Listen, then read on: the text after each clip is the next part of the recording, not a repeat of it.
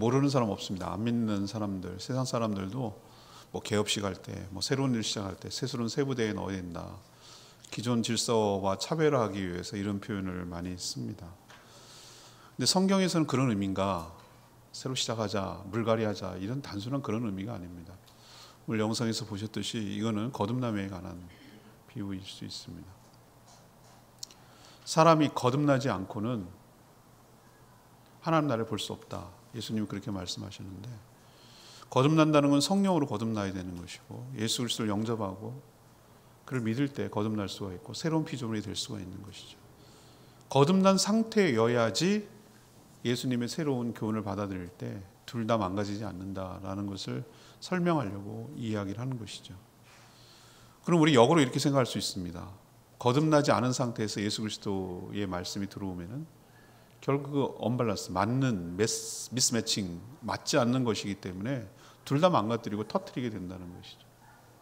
거꾸로 여전히 옛날 것, 그 부대를, 낡은 부대를 고집하고 그것을 한다면 터질 수도 있고, 또 새 부대를 하더라도 낡은 것을 계속 고집하고 그거 한다면 둘 다 상하게 되고, 그런 의미로 오늘 말씀을 해석에 대해서 여러분도 새 수를 새 부대에 넣지 않고 자꾸 새 수를 낡은 부대에 넣으려고 하는 신앙을 버려야 되지 않을까. 오늘 말씀을 통해서 예수님이 뭐라고 하는 것이 새 수를 새 부대에 넣는 신앙생활인가.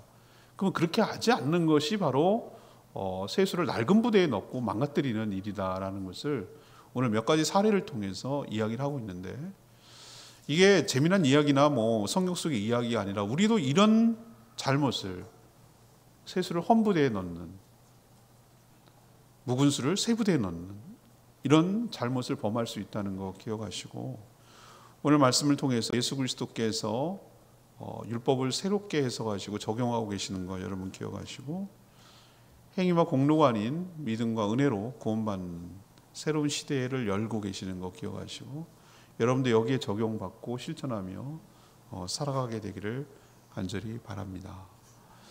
자, 첫 번째로 그러면은 새술은 새 부대에 넣는 것이 뭐냐? 사람 차별하지 않고 일꾼으로 사용하시는 거예요. 여러분이 예수 그리스도가 이렇게 새술을 새 부대에 넣었기 때문에 여러분이 구원받고 주의 일꾼으로 쓰임받게 되는 축복이 여러분 가운데 있게 되는 줄 압니다. 기존 질서대로 계속 고집했다면 여러분들은 구원의 대상에서 제외되는 것이죠. 오늘 그것을 무엇을 통해 할 수 있는가 하면은 세리 마태를 부르는 과정에서 우리는 알 수가 있어요. 오늘 9절에 보니까 예수님이 그것을 떠나서 세관, 지난 길을 가다가 세관에 마태가 앉아 있는 것을 보셨다 그랬어요. 그리고 밑도 끝도 없어요. 나를 따르라 이 말씀하셨어요. 나를 따르라. 말하는 예수님도 그렇고 듣는 마태는 얼마나 황당했을까. 날 따르라. 이 말의 의미는 알겠죠. 이제 나를 따르라는 얘기는 주님의 제자로 삼겠다. 나를 따라오너라 이런 얘기잖아요. 근데 더 놀라운 것은 따르는 마태가 난 더 대단한 것 같아요. 근데 여러분 이게 왜 대단하게 느껴지냐면, 예수님이 가버나움에서 가다라 지방으로 배를 타고 가기 직전에 두 사람이 예수님께 와서 얘기를 하는 것을 우리 묵상했어요. 한 사람은 주님이 제가 어디로 가든지 따르겠습니다. 근데 예수님이 뭐라고 하시죠? 여우도 굴이 있고 새도 둥지가 있는데 나는 머리 둘 곳도 없다. 내 삶이 그거다. 너 각오 되어 있느냐 이거거든요. 아니나 다를까 배를 타고 가셔서 고단하셨는지 그 폭풍과 이르는 가운데도 배에 그쪽 크지도 않은 배에 주무셨단 말이에요. 그만큼 고단한 삶을 살아가는 것이 주님의 삶이고 그를 따르는 삶이거든요. 너 각오되어 있느냐? 난 그렇게 여태까지 해석을 했어요. 근데 그거는 두 사례를 얘기하는 거예요. 거절이에요, 거절. 너는 제자로 삼지 않겠다라는 것을 완곡하게 예수님이 얘기하는 거예요. 근데 또 동시에 그 뒤에 바로 어떤 스토리가 나오냐면은 어떤 제자가 와서 이렇게 물어요. 주님, 제 아버지 장례식을 마치고 주님을 따르겠습니다. 이렇게 했더니 예수님 뭐라고 그렇게 대답한 줄 아세요? 죽은 자가 죽은 자를 장사하게 하고 너는 나를 따르라. 이렇게 얘기를 해요. 죽은 자가 어떻게 죽은 자를 장례할 수 있어요? 이건 비유예요, 비유. 앞에 죽은 자는 영적으로 죽은 자가 육적으로 죽은 자를 장례하게 내버려 두고 너는 그 연연하지 말고 나를 따르라는 얘기예요. 그 정도 각오가 돼 있어야 되냐? 이렇게 저는 해석을 했는데 아니에요. 두 가지 사례에서 우리에게 얘기하고 싶은 건 앞에는 거절이에요. 제자 삼지 않겠다는 거예요. 그렇게 하겠다고 하는데도 안 된다는 거예요. 아니라고 하는 거예요. 두 번째는 장례 치르고 오겠습니다. 그거 놔두고 지금 따라. 얘는 받아들이는 거예요. 제자를 따르라는 얘기예요. 여기서 우리가 알 수 있는 것은 뭐냐면은 누구를 택해서 제자로 삼을 것인지는 누구의 마음이에요? 예수 그리스도의 마음이에요. 그거를 선택적 주권이라고 말하는 거예요. 그런 맥락에서 오늘 마태를 봐야 돼요. 그냥 보는 사람마다 예수님이 무슨 너도 나 따라, 너도 나 따라 이렇게 말하지 않았습니다, 여러분. 제자를 고를 때 보면은 이제 제자의 이름이 나오잖아요, 나중에 10장 1절에서 4절까지 나오는데 그 12명의 제자 안에 들어가는 거 아무나 고르지 않았어요. 주님께서 딱딱딱딱딱 찝어가지고 그때마다 제자를 부르셨어요. 근데 거기에 마태가 들어간 거예요. 사랑하는 여러분, 여러분도 주님이 만세전에 택하시고 여러분을 불러내시고 여러분을 주님의 제자로 삼아주셨기 때문에 이 자리에 있는 줄로 믿습니다. 대단한 은혜와 은총인 줄 압니다. 안 부르시면 어떡할 건데? 안 부르셔도 내가 왜 안 불렀냐고 할 말 없는 사람들인데. 믿어지는 것이 은혜고 믿어지는 것이 축복이고 더구나 주님의 제자와 주님의 일꾼이 되어서 주의 일을 위해서 일평생을 하나님 나라를 위해서 쓰임받는 그 자체가 대단한 특권이고 대단한 특혜고 대단한 은총인 줄로 믿습니다. 이걸 먼저 해야 되는 거예요. 근데 오늘 그 얘기 하려는 게 아니고 이 마태의 직업이 뭐였죠? 세관에서 일하는 세리였어요. 세무공무원 좋잖아요, 요즘. 안정적이지 않나? 예, 요즘은 많이 또 뭐 그런 것들이 많이 투명해졌습니다만 옛날에도 또 뭐 비리가 많았잖아요. 예수님 당시에 세리라는 것은 어떤 이미지냐? 우리가 일본 제국주의 시절에 조선 사람인데 일본의 앞잡이가 돼가지고 조선 사람들을 더 잘 아니까 이름도 알고 뭐 생활 풍습도 알고 잘 알고 그러니까 앞잡이가 돼서 주구 노릇하는 거예요. 사냥개 노릇해가지고 동족을 갖다가 고발하고 동족의 피를 빨고 동족을 괴롭히고 이렇게 했던 일제의 앞잡이 같은 역할을 하는 것이 당시의 세리였어요. 세리. 로마가 세금을 자기네가 징수하는 게 너무 힘들어. 그러니까 어느 길목이나 어느 세관에다가 주요 길목마다 설치하죠. 통행세 받죠. 물건에다가 관세 붙이죠. 주민 머릿수마다 주민세 받죠. 인두세라고 그러는 거. 그런 거 다 걷어서 너는 이 고을에서 여기에서 얼마만 나한테 내면 돼. 그것만 하면 내가 나머지는 눈 감아줄게. 이런 식이었으니까 로마에 걷어낼 거 할당된 거 다 받아서 거두고 그 나머지는 자기가 착복을 해가지고 더 악착같이 해가지고 더 강화시키고 더 막 꼬치꼬치 해가지고 세금을 매겨가지고 자기 개인적인 부를 축적하고 그렇게 살아왔던 사람이라는 것을 너도 알고 나도 알고 다 알고 모든 사람이 아는 거예요. 당시 그랬어요. 그래서 당시 뭐라고까지 지칭을 했냐면은 지금 그런 식으로 얘기하면은 아주 굉장히 세무공무원들 모욕적으로 느껴진다고 얘기할 거예요. 당시는 뭐라고 했냐면은 세리와 창녀가 대표적인 죄인이었어요. 지금 세무공무원들한테 얘기해 보세요. 당신이 길거리 여인하고 동급이에요 라고 하면 막 펄쩍펄쩍 뛸걸요? 당신은 그랬단 말이에요. 그렇게 해도 할 말이 없었어. 그렇게 또 살아왔어. 세리가 그런 사람이에요. 마태가 그런 사람이었어요. 여러분 마태가 지금 누구가 됐습니까? 제자가 됐는데 놀랍게도 마태복음을 지은 사람이에요. 놀랍지 않으세요? 여러 가지 신약 성경인데 복음서인데 제일 먼저 쓴 마태가 이 마태예요. 마태를 예수님이 이때 부르신 거예요. 마태의 직업이 세리였어요. 이랬던 사람이 주님의 제자가 될 뿐만 아니라 마태복음을 지은 저자가 됐네. 이 놀라운 변신과 놀라운 은혜를 생각해 보세요. 얼마나 큰 특혜와 축복인지.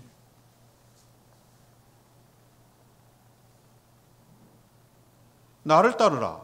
이 말에 세리 마태는 모든 것을 버려 가로 열고 가로 닫고 사이에 뭐 있는 줄 알아요? 베드로, 안드레, 야고보, 요한처럼 그물을 버리고 그 다음에 배를 버리고 아버지를 버리고 다 버리고 왔어요. 따랐어. 일어나 따르니라. 이 표현에 가로 열고가 그거예요. 자기 직업 버리고 직장 버리고 자기 수입 버리고 다 버렸어요. 다 버렸어요. 뭐 먹고 살 건데? 다 버리기가 여러분 쉽습니까? 목금을 포도청이라고 더럽고 치사해도 먹고 살려고 내가 얼마나 아부를 해야 되고 내가 붙어 있어야지 가족들 먹여 살리고 내가 그렇게 살아왔는데 여러분 그 가장으로서 쉽지가 않은 거예요. 내가 살던 패턴이 그런데 내가 달라진다고 이거 버린다고 뭐 내가 다른 사람이 뭐 인정해 줄 것 같아? 얼마나 생각이 많겠어요. 이 한마디에 그걸 딱 즉각적으로 탁 포기하고 나올 수 있는 게 사람 그렇게 쉽지가 않다. 좀 정리할 시간 좀 필요해요. 좀 시간을 주세요. 이렇게 대부분 얘기한다고. 그런데 모든 것을 버렸다. 이 얘기는 뭘 의미하느냐? 그 사이 어떤 변화가 있었느냐? 저는 하나라고 봐요. 자기도 사람답게 살고 싶은 거예요. 사랑받고 싶고 인정받고 싶은 거예요. 자기도 들린 얘기가 있을 거 아니에요. 쭉 들었을 거 아니에요. 예수님이란 분이 그분이 메시아일지 모른다. 다윗의 자손일지 모른다. 이런 얘기가 듣고 병 고쳤더라. 귀신이 쫓아냈더라. 뭐 이런 얘기 다 들었는데 그냥 남 얘기였지. 그거 소문이었죠. 그냥 나랑 상관없는 삶이었지. 그냥 나는 나대로 사는 거였죠. 그거랑 나랑은 아무런 의미가 없죠. 그냥 먼 발치에서 이렇게 쳐다보는 그런 존재였죠. 그 사람이 나랑 연관이라고는 일도 없을 거라고 생각했죠. 그런 분이 나를 찾아와서 나를 주목하고 너는 나를 따르라고 했을 때 그 전율을 느끼는 거예요. 거역할 수 없는 하나님의 소명을 받는 거란 말이죠. 나 같은 사람을, 나 같은 죄인을 내가 뭔데, 내가 얼마나 사람한테도 천시받고 멸시받는 나를 갖다가 하나님이 나를 택한다고? 주님이 나를 불러주신다고? 이것에 너무 감격한 거예요. 여러분 삶에 이런 감격이 있게 되기를 원합니다. 여러분이 주님이 여러분을 부르지 않았으면 여러분은 어떻게 살았는지 잘 생각해 보시라고. 여러분이 주님을 안 불렀다 하면 상상을 해보세요. 여러분 인생이 어떻게 됐을까? 살던 대로 살았겠죠. 어떻게 살았을까요, 여러분들? 여러분들 예수 믿기 전에 삶이 어땠는지 보시면 알잖아요. 기억나시잖아요. 주님과 상관없는 삶. 세상의 쾌락을 쫓고 세상의 가치관을 따라서 악착같이 돈 벌고 악착같이 뭐 누리려고 하고 빼앗으려고 하고 어떻게든지 모으려고 하고 돈 앞에 진짜 치사하게 굴고 비굴하게 굴고 이렇게 살아왔잖아요. 남만 그래? 나도 그러면 나만 그래? 남도 그러는데 이러면서 죄를 용납하고 용인하고 세상은 뭐 그렇게 사는 거지 뭐 이래가면서 그렇게 살아왔잖아요. 나를 부르셨다? 이게 여러분 엄청난 은혜이고 축복인 줄 믿습니다. 주님이 오셔서 지금 무슨 작업을 하고 계시는가? 새로운 부대에다가 새로운 수를 넣고 있어요. 기존 질서와 기존 관념과 기존 가치관으로 하면은 세리 마태는 들어올 수 없는 사람이에요. 죄인이에요, 죄인. 그러나 새로운 부대에 새롭게 넣는다는 얘기는 누구라도 주의 일꾼이 될 수 있다. 누구라도 주님의 제자가 될 수 있다. 누구라도 하나님께서 바꾸셔서 사용할 수 있다. 이게 새로운 질서다. 이게 세술은 새 부대에 넣는다는 의미다라는 것을 세리 마태를 불러서 제자로 삼는 것을 통해서 우리는 알 수가 있어요. 여러분도 그런 과정을 통해서 쓰임 받는 것이고요. 이 마태가 얼마나 예수님의 부르심에 감사했는지 그 뒤에 장면을 보면 나와요. 10절에 보면은 예수께서 마태의 집에서 앉아 음식을 드셨다고 그랬어요.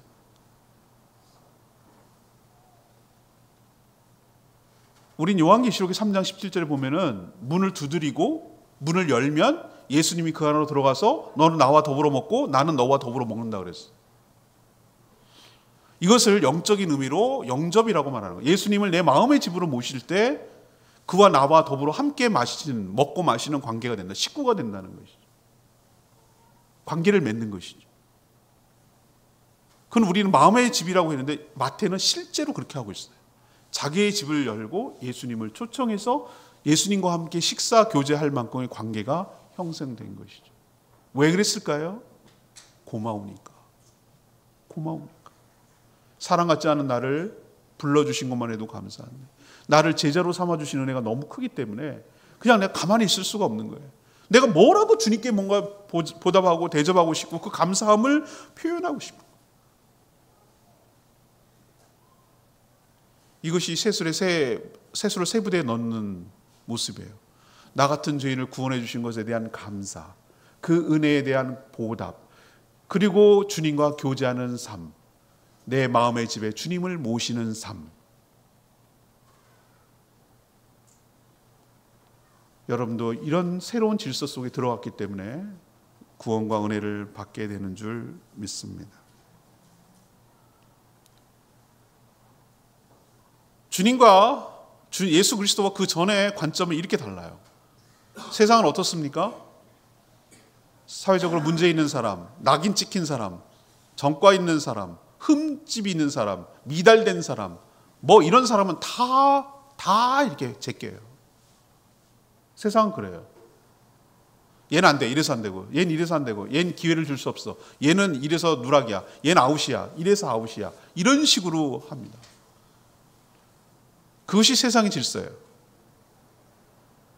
세수를 헌부대에 넣는 꼴이죠. 그러나 예수님은 그런 것이 아니라 사람 차별하고 가리지 아니하고 죄인의 삶을 살지라도 그를 불러서 주의 제자로 삼으시고 더 나아가 주의 일꾼으로 삼으시는 새로운 시대가 도래했다. 나는 지금 세수를 세 부대에 넣고 있다. 라고 시범 케이스로 그 말씀을 하시기 전에 마태를 부른 거 기억하시고, 여러분도 이런 논리에 따라, 이런 새로운 질서에 따라 하나님의 일꾼과 제자가 되는 삶을 살게 된 것을 기억하시고 주님을 모시고 주님과 교제하며 주의 제자와 주의 일꾼으로 살아가는 복된 인생 되기를, 존귀한 인생으로 살아가게 되기를 간절히 축복합니다. 두 번째 얘기는 세수를 세 부대에 넣었다는 의미는 예수님 오신 목적과 연관되는데 의인이 아니라 죄인을 부르려고 오신 것이죠. 지금 마태의 집에는 누가 식사하고 있습니까? 예수님과 먼저 제자된 사람들, 베드로, 야고보, 안드레, 요한, 요런 어부 출신들 포함해서 몇 사람 더 있었겠죠. 요 사람들하고 예수님이 지금 마태의 집에 초청이 됐어요. 그러면 혼자 먹기에 잔치가 아까우니까, 여러분들 양 한 마리 잡으면 혼자 먹을 수 있어요? 결국 집안 잔치가 되는 거잖아요. 우리도 제주도에서 돼지 한 마리 잡으면은 그거는 혼자 어떻게 갑자기 먹어요? 다 놔두면 부패하는데. 그래서 같이 동네 잔치가 집안 잔치가 되는데, 당시도 그랬을 거예요. 한 마리 잡으면은 잔치가 되고 자기 이웃들도 초청하죠. 유유상종이란 말이 있어요. 끼리끼리 논다.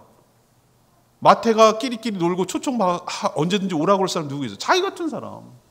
그래서 오늘 보니까 많은 세리와 죄인들이라고 해서 무슨 죄를 져서가 아니라 그 유대인의 관점에서 보면 세리들이 죄인들이에요. 죄인들.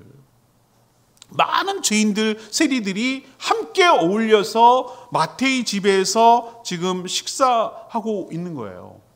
그럼 초청받았으니까 그렇지. 여러분은 그렇게 생각하지만 당시 관점과 시각에서 보면 이거는 대단한 파격이에요. 대단한 파격. 왜 그러냐면 당시 경건하다고 하는 유대인들은 어떻게 생각하냐면은 이 죄인이라고 생각하는 부류들 있잖아요. 세리라든가 창기라든가 이런 이방인이라든가 이런 사람들과는 어울리는 것 자체를 금기시했단 말이에요. 같은 식당에서 밥 먹는 거 있을 수 없어요. 있을 수가 없다니까요. 자기네 그 문화의 관점에서 보면은. 심지어 길에서 마주치지도 않으려고 비껴갈 정도였다니까요. 당연히 서로 이렇게 마주치면 미국 사람, 우리는 좀 안 그래서 그런데 하이, 그리고 서로 하이 왜 그러겠어요? 얘가 날 해롭게 하지 않은 걸 먼저 빨리 보여야 나를 해롭게 하지 않을 거예요. 그러니까 그냥 모르는 사람은 하이 이렇게 한단 말이에요. 우호적이라 이거지. 너 인사하는 관계. 근데 인사도 안 해. 이 사람들은. 근데 지금 누가 하고 있죠? 예수님과 제자들이 세리와 마태와 세리들과 친구들, 죄인들이 지금 같이 밥을 먹고 있다고? 와, 이 굉장히 놀라운 파격적인 일이랍니다. 있을 수 없는 일이 지금 현장에서 벌어지고 있는 거예요. 아니나 다를까 예수님의 일거수일투족을 감시하고 늘 꼬투리나 잡고 흠집이나 내려고 하는 바리새인들이 또 작동하기 시작했지. 얘는 밥만 먹고 하는 일이 맨날 예수님 흠 잡을 거 없나 감시하고 꼬투리 잡을 생각만 하는 것 같아요. 피곤한 인생이야, 내가 보니. 바리새인같이 사는 게 정말 피곤할 것 같아요. 나는. 행복하겠어요, 이렇게? 난 흠이나 잡을까 이렇게 쳐다보고 있는 사람이? 당연히 비난하죠. 뭐라고 비난했습니까? 예수님한테 비난한 게 아니라 예수님 제자를 불러갖고 이렇게 11절에 야, 어찌하여 이런 표현이죠. 어찌하여 너희 선생은 세리와 죄인들과 함께 잡수시느냐? 있을 수 없는 일을 왜 하느냐? 우리 관념과 달라요. 우리 식당에서 밥 먹고 그럴 수 있어요. 안 믿는 사람과도. 근데 얘네들 관점에서 이게 아니란 말이에요. 이 얘기는 뭘 말하냐? 아니, 저런 사람들과 어울리는 걸 보니 당신의 스승은 경건하지가 않네. 더 나가서 메시아인 줄 알았더니 메시아가 아닐 수가 있겠네. 이렇게까지 나가는 거예요. 그거 장면을 보고. 여전히 낡은 부대의 낡은 술의 관념에서 모든 것을 바라보고 있는 것이죠. 그걸 예수님이 뜯어고치려고 비유를 얘기를 하셨어요. 뭐라고 얘기냐면은 12절에 건강한 자에게는 의사가 쓸데없고 병든 자에게라 쓸데있다. 그리고 그 뒤에 말, 너희는 가서 내가 긍휼을 원하고 제사를 원하지 않나 하는 것이 무슨 뜻인지 좀 깨닫고 알아, 배워라. 나는 의인을 부르러 온 것이 아니고 죄인을 부르러 왔다. 이 얘기를 하셨거든요. 그 바리새인들의 비난에 대한 예수님의 대답이었어요. 여기 비유예요, 비유. 의사는 누가 필요하죠? 당연히 환자가 필요하죠. 건강하다 사람에게 왜 의사를 찾아가겠어요? 필요 없죠. 이걸 대입시키는 거예요. 의사는 누구입니까? 여기서 예수 그리스도예요. 자, 건강한 사람은 누굽니까? 자기가 건강하기 때문에 예수가 필요 없다고 생각하는 사람은 예수님을 찾지 않죠. 그러나 내가 죄인이라고 생각하고 내가 주님이 필요하다고 생각하는 사람, 아픈 사람이 의사를 찾듯이 내가 죄인이라고 생각하고 인정하는 사람에게는 예수님을 필요하고 찾지만, 나는 예수님 따위는 필요 없어요 라고, 나는 죄인이 아니에요, 저런 부류가 아니에요 라고 스스로 의롭다고 착각하는 사람은 예수님 필요 없죠. 근데 예수님이 누굴 부르러 왔다고요? 나는 스스로 의롭다고 생각하는 사람을 부르러 오지 않았다 그랬어요. 자기가 죄인인 것을 직시하고 인정하는 사람을 나는 부르러 왔다는 것을 기억하고, 예수님 하나님께서 진짜 무엇을 원하는지 너희들이 좀 깨달았으면 좋겠다. 그걸 호세아서 있는 말씀을 6장 6절에 있는 말씀을 인용하셔서 지금 얘기를 하는데, 호세아 6장 6절의 풀 센텐스는 이거예요. 나는 긍휼을 원하고 제사를 원치 않는다. 나는 인애를 원하고 제사를 원치 않는다. 번제보다도 하나님 알기를 원한다. 이런 내용이 들어가 있어요. 예수님 하나님께서 하실 얘기가 진짜 뭐죠? 호세아 선지자 입을 통해서 진짜로 얘기하고 싶은 건, 너희들은 자꾸 제사라는 형식에 매몰되어 가지고 어떤 제사를 드릴까? 요땐 요렇게 제사일까? 난 드리고 나면 제사를 하면 나 할 도리 다 했어. 난 됐어. 할 도리 다 했어.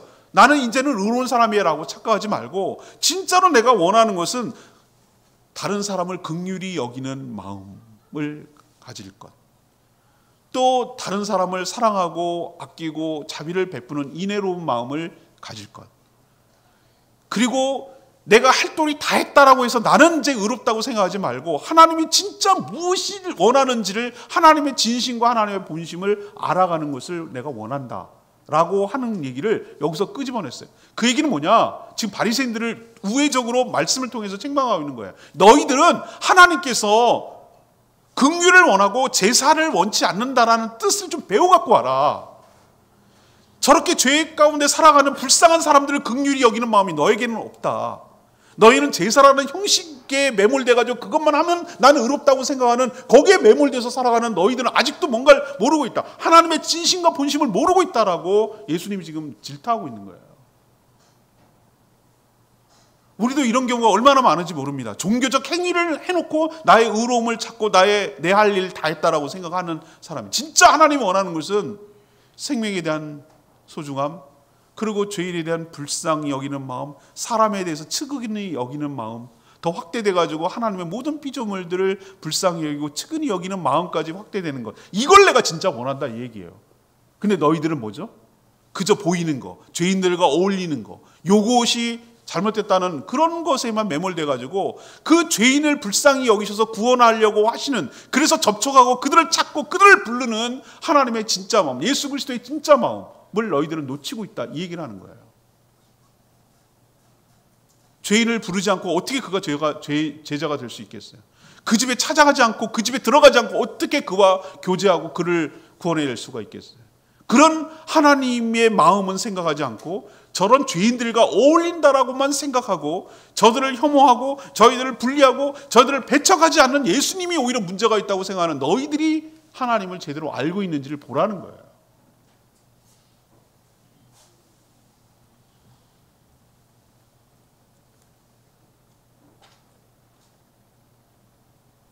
우리도 낡은 부대에다가 낡은 묵은 술로 살아가는 사고와 생각을 가질 때가 참 많이 있어요. 저는 예수 그리스도께서 긍휼을 원하고 제사를 원하지 않는다는 말을 우리가 좀 더 깊이 생각하고 좀 더 깊이 확대 적용을 해야 된다고 생각해요. 우리가 바리새인들 같은 삶을 살 때가 얼마나 많은지 몰라요. 나는 쟤네들하고 달라. 저것들은 죄인이야. 저것들은 싹 죽여 없애버려야 돼. 저것들을 미워하고 저것들을 혐오하고 저것들을 배척하고 저것들을 누르고 저것들을 딱지 붙이고 저것들을 미워 이렇게 하는 것이 경건하다고 생각하는 사고방식이 바리새인들이에요. 예수님은 그렇게 하지 않고 저들을 포용하고 저희들을 수용하고 저희들과 교제하고 접촉해서 하나님의 사랑을 깨닫고 그들도 음지에서 양지로 나올 수 있도록 돕고 그들도 사람답게 살아갈 수 있도록 해주는 것이 하나님의 진심이고 하나님의 마음인 걸 여러분 깨닫게 되기를 원합니다. 여전히 누구를 딱 그룹으로 모아놓고 그들을 적대시하고 그들을 미워하고 그들을 혐오하고 그들을 배척하고 그들을 물리치고 그들을 고립시키고 이렇게 살아가려는 것이 바리새인적인 삶이고 긍휼이 아니라 제사만 하면은 나는 경건하고 저들과 접촉하지 않고 저들과 어울리지 않고 그렇게 하는 것이 내가 고고하고 내가 의롭다고 생각하는 것이야말로 예수님이 오늘 스스로 의인이라고 생각하고 자기는 건강하다고 생각하고 하나님의 마음인 긍휼을 제대로 알지 못하고 자기 의로움에 빠져 살아가는 사람이 낡은 부대에 낡은 술로 살아가는 사람이란 뜻이에요. 그럼 세술은 세 부대에 살아가는 게 뭐냐? 편견과 선입견을 버리고 다른 사람을 긍휼히 여기는 마음을 가지고 찾아가고 접촉하고 수용하고 받아들이고 그들을 주님 앞으로 나올 수 있도록 인도하고 하나님의 마음이 우리 가운데 부어져서 그 영혼, 불쌍히 여기는 마음, 긍휼히 여기는 마음을 가지고 살아가는 사람이 주님의 마음에 합당한, 주님의 마음에 부합한 삶이고 그것이 세술의 세 부대에 넣는 삶인 줄로 믿습니다.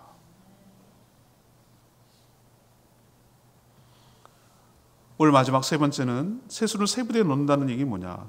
주님이 오신 후에는 새 방식으로 살아가야 된다는 뜻이에요.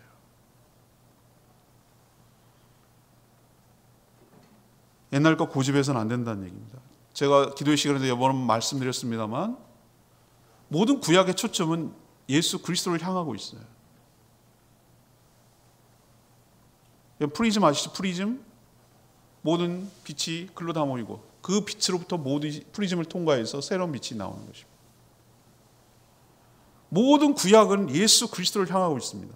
그분의 오심과 그분의 의로움, 오실 예수 그리스도를 믿을 때 구약 시대 때는 의로움을 얻었어요. 예수 그리스도께서 오셔서 예수님 뭐라고 지난번에도 설교 말씀드렸잖아요. 나는 율법을 폐하러 온 것이 아니라 율법을 뭐하러 왔다고? 완전하게 하러 왔다고 말씀드렸잖아요. 율법을 선한 것이 아니에요. 악한 것이 아니에요. 하나님이 만드신 건데 왜 그게 악합니까? 완전하게 하러 왔다는 뜻이 무슨 뜻이죠? 예수님을 통해서 율법은 새롭게 해석되고 완전하고 완벽하게 된다는 뜻이에요. 그렇다면 우리는 예수님의 관점에서 기존에 있던 여러 가지 신앙생활들을 다시 재해석하고 새롭게 적용해 나가야 될 줄로 믿습니다. 그 얘기를 오늘 세 번째 얘기하는데 이번에는 바리새인들이 아니라 세례 요한의 제자들이 주님을 찾아왔어요. 세례 요한의 제자들이 뭐라고 예수님께 얘기하냐면은 이렇게 얘기하는 거예요. 우리하고 바리새인들하고는 상극이고 별로 사이도 안 좋지만 둘은 똑같은 게 하나 있어요.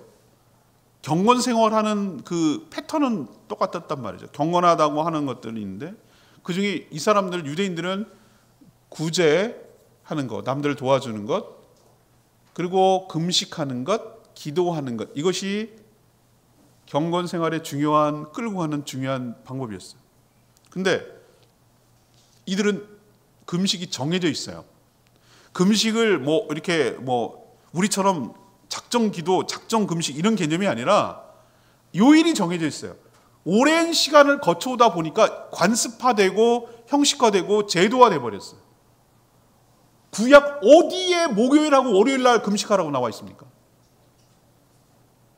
자기들이 스스로 만들어낸 종교적 규칙을 갖다가 지금 준수를 하고 있는 거예요.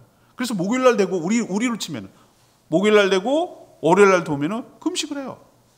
그냥 자연스러운 거예요. 그걸 안 하는 사람을 뭐 하는 거예요? 이상하게 보고 정죄하고 경건하지 못한 사람이라고 취급을 하는 것이죠. 여기는 무엇이 깔려 있습니까? 자기 공로의식이 깔려 있는 거예요. 나는 이렇게 행위를 해요. 금식이라는 행위를 해서 의롭게 되는, 어떤 의로움? 상대적 의로움. 그렇지 못한, 금식을 하지 않는, 일주일에 2번이나 금식을 하지 않는 그런 부류의 인간들하고는 나는 달라. 내가 쟤보다 훨씬 더 의로워 라고 자기 스스로 행위로, 공로로 의롭게 되려는 그런 낡은 사고방식 속에 사로잡혀 있던 자들이 세리요한의 제자들이고 바리새인들이었어요. 그걸 지금 예수님한테 시비 거는 거예요. 세수를 세 부대에 넣으려고 하는 예수님을 향해서 너희들은 왜 그렇게 하는데? 왜 옛날식으로 안 하는데? 라고 여전히 낡은 부대에다가 예수님의 것을 담아내려고, 거기다 막 꾸역꾸역 넣으려고 지금 덤비고 있는 거예요. 그래서 예수님이 뭐라고 했습니까? 비유로 설명했죠. 지금이 어떤 때냐? 잔치의 때고 신랑이 있는 때다. 신랑하고 같이 있을 때는 함께 즐기는 거다. 내가 신랑이야. 주인공이고 나를 빼앗길 날이 올 것이다. 십자가에서 부활하고 몸이 사라져 버리는 순간에 올 때, 고난의 시기 때는 그때 금식을 해라. 지금은 금식할 때가 아니라 좀 때를 잘 분별해라. 누가 주인이고 누가 주인공이고 지금 뭘 해야 되는지 천지분간을 좀 해라. 주님과 함께 있는 짧은 이 생애 동안에 주님과 교제하며 주님과 함께 즐겁게 지내는 것이, 그게 바로 의로움이지, 신랑하고 있는데 나는 금식 중이야 라고 정말 분위기 쎄하게 만들고 그렇게 혼자 고고하고 경건한 척 그렇게 신앙생활 하지 말라는 뜻이죠. 세례요한의 제자들이나 바리새인들은 여전히 자기들이 만든 전통, 자기들이 만든 관습을 내세우면서, 하나님 원한 것도 아닌데 내세우면서 그것을 가지고 자기 공로와 의로움을 주장하고 하려고 했던 것, 이게 바로 낡은 부대와 묵은 수를 주장하는 것과 같다라는 것을 예수님이 비유로 설명하는 것이죠. 우리는 두 가지가 다 필요합니다. 술이라는 내용도 필요하고 부대라는 형식도 필요합니다. 그것을 담아낼 수 있는 형식 둘 다 있어야 됩니다. 그러나 그것이 미스매칭, 서로 맞지 않게 했을 때는 둘 다 망친다 그랬어요. 둘 다 보존하지 못한다 그랬어요. 새 술은 새 부대에다 넣어야 돼요.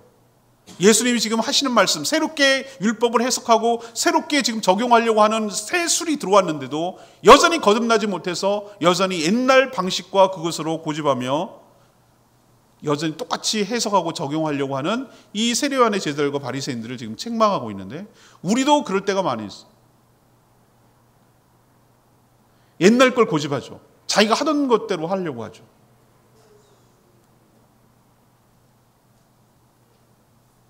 제가 몇 주 전에 그런 표현을 썼잖아요. 우리는 직제로, 그러니까 정치체계로 보면은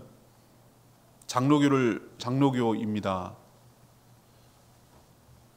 그러나 우리가 추구하는 신앙이 여러 가지 있는데 그 중에 하나가 개혁주의입니다라고 제가 설명한 적이 기억나세요? 리폼한다고 그래요. 리폼드입니다. 리폼드. 끊임없이 우리는 뭐 합니까? 개혁해 나가야 됩니다. 그걸 개혁주의라고 말합니다. 우리가 신앙의 노선이 그렇다는 얘기예요. 개혁주의가 뭐죠? 그냥 다 뜯어 고치는 게 개혁주의예요? 아니요. 근거가 있어야지. 기준이 있어야 되잖아요.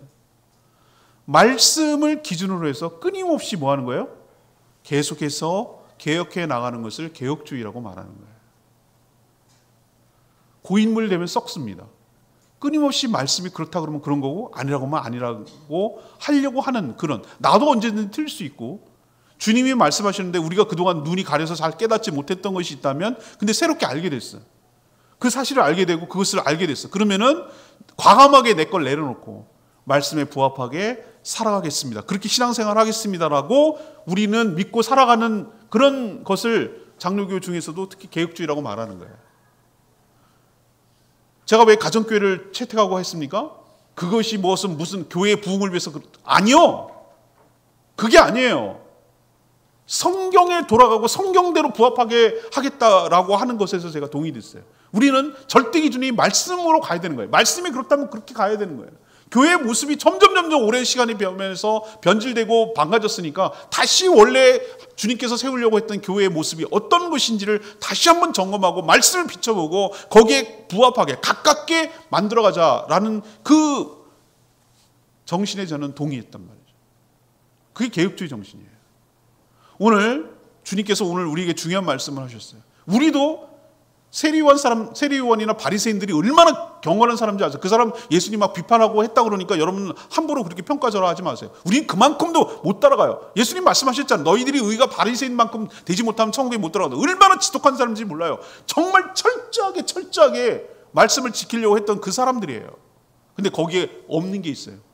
하나님의 마음이 없는 거예요. 그냥 규칙만 있고 해야만 하는 원칙만 있고 강요만 있었기 때문에 그게 문제지, 그렇게 만약에 거기에다가 새 수레까지 넣었다면은, 새 부대까지 됐다면은 대단한 사람들이에요. 그렇게 우리가 경건을 따라갈 수가 없어요. 문제는 그런 껍데기만 남고 알맹이는 싹 뽑아잡았기 때문에 문제가 되는 거예요. 우리가 신앙생활할 때 여러분 명심하셔야 돼요. 내가 틀릴 수 있어요. 나도. 우리가 잘못될 수도 있어요. 우리가 잘못할 수도 있어요. 우리가 연약하기 때문에 우리가 완벽하지 않아요. 근데 어떤 생각을 늘 가져야 되냐면은, 새술은 새 부대에 넣는 마음으로 우리가 옛날 걸 고집하고 옛날 거를 고수하고 옛날 걸 붙드는 것이 아니라 주님 말씀을 통해서 우리에게 성령을 통하여 말씀을 통해서 재해석하고 또 가르쳐 주시고 깨닫게 되고 알게 된 것이 나온다면, 그것이 알게 됐다면 과감하게 옛날 것을 버리고 새로운 것을 할 수 있는 우리의 마음 상태, 고집하지 않는 마음, 주님의 뜻에 언제든지 아니라고 하면은 바꿔 탈 수 있는 그런 마음이 있어야 되는데, 세리요한의 제자들이나 바리새인들은 여전히 자기가 진리고 예수님 앞에서 지금 공자 앞에서 문자 쓰고 가르치는 거예요. 태양이 떠는데 촛불 갖고 우리가 더 밝지 지금 싸우려고 덤비는 거예요. 진리 그 자체이신 예수님한테 지금 훈수 뜨고 있는 거예요. 경건이 말이죠. 금식을 왜 안 하는데요? 지금 어이없는 짓을 하고 있는 거예요. 우리가 그럴 수 있다는 거예요. 내가 맞는데요 말이죠. 예수님 틀렸다니까. 주님이 틀렸다니까. 이렇게 될 정도까지 우리도 될 수 있는 소지가 있다 라는 것을 늘 생각하시고, 언제든지 주님의 뜻에 맞춰서 내가 바꾸고 적용하고 해석하고 적용해 나가겠습니다 라는 그런 마음, 그런 정신으로 살아가는 것이 새수를 새 부대에 넣고 살아가는 것인 줄로 믿습니다. 고착되지 마실 것, 고이지 마실 것, 경직되지 마실 것. 그래서 우리는 여러분들이 늘 하나님의 말씀을 성령의 조명 따라 읽지 않으면 여러분의 생각과 여러분의 신앙이 고착화되고 바리새인화되고 세례 요한처럼 될 수 있다는 거 여러분 꼭 기억하십시오. 늘 새롭게 성령의 인도하심 따라 말씀 따라 살아가는 살아있는 생물과 같은 신앙생활 하기를 축복합니다. 오늘 새술은 새 부대라는 말씀을 했는데, 마태를 부르시는 걸 통해서 여러분도 여기에 적용을 하셨으면 좋겠어요. 많고 많은 사람들 중에 나 같은 죄인을 불러주셔서 주님의 제자로 삼아주시고 주의 존귀한 일꾼으로 삼아주신 은혜에 감사하며 살아가게 되기를 원합니다. 안 되는 사람 없다. 포기하지 마시고 저 사람은 안 될걸? 이라고 우리가 스스로 하지 마시고, 죄인을 부르러 오신 예수님의 마음을 가지고 우리가 더 은혜를 받아서 주의 일꾼 됐으니 감사함으로 새로운 피조물답게 살아가는 저희들 되기를 원합니다. 하나님의 마음, 제사를 원하고 제사를 원치 않고 긍휼을 원한다는 이 마음을 알게 해달라고, 하나님 마음을 알게 해달라고, 하나님 마음이 저희 가운데 부어지게 해달라고 여러분 간절히 기도하기를 원합니다. 바리새인과 세리요한처럼 살아가는 것이 무엇이죠? 정죄하고 혐오하고 배척하고 단절하고 고립되고 이렇게 살아가는 것이 그들의 삶이에요. 그러나 새술을 새 부대에 넣는 삶은 긍휼히 여기고 수용하고 교제하고 그렇게 살아가는 삶. 이게 바로 새 부스른 새 부대에 넣는 거예요. 마지막으로 여러분 예수 그리스도를 통해서 말씀을 재해석하고 여러분 삶에 적용하게 되기를 원합니다. 특별히 어떤 신앙적인 행위로 가지고 공로 의식에 사로잡혀서 의로움에 빠지는 일을 하지 않도록 정말 조심해야 될 일이에요. 무엇을 했던 간에 그건 하나님의 은혜이지 내 공로가 될 수 없어요. 나는 하나님의 은혜로 감사할 뿐이지 내가 무엇을 주장할 수 있는 것은 단 한 개도 없어요. 여러분도 자기 공로 주장하지 마시고 늘 말씀에 입각해서 고칠 준비하시고 바꿀 준비하시고 예수님의 것으로 새롭게 받아들일 준비하시고 이렇게 살겠다고 각오하고 결단해서 세수를 새 부대에 넣는 새로운 신앙생활을 하게 되기를 간절히 축복합니다. 오늘 말씀 붙들고 기도하기 전에 내 이름 아시죠? 이 찬양 부르겠습니다.